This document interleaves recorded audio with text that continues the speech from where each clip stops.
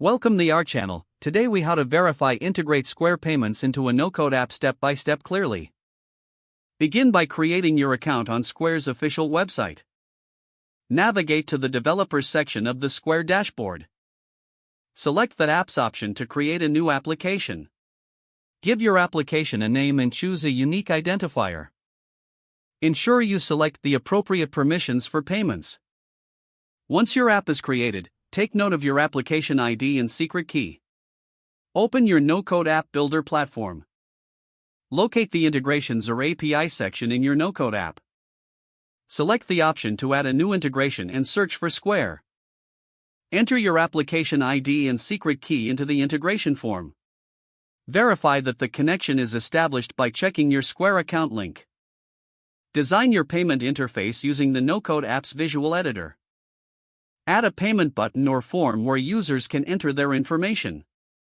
Configure the payment button to trigger Square's payment process. Set up the necessary fields for customer data, including amount, currency, and payment method. Implement any additional features such as item descriptions or custom branding. Test the payment integration using Square's sandbox environment. Perform a test transaction to ensure everything functions correctly. Adjust any settings based on your testing results. Publish your no-code app with the integrated Square payments. Monitor the performance of your payments in the Square dashboard. If the page does not load, refresh the browser or try again in a private or incognito window. Make sure you are using the correct email address, then retype it carefully to avoid small typos. If your password is not accepted, use the reset option and create a new strong password you can remember. Check your spam folder for verification or security emails, then complete any requested confirmation steps. Enable two-factor authentication if available to improve account security and reduce unauthorized access risk.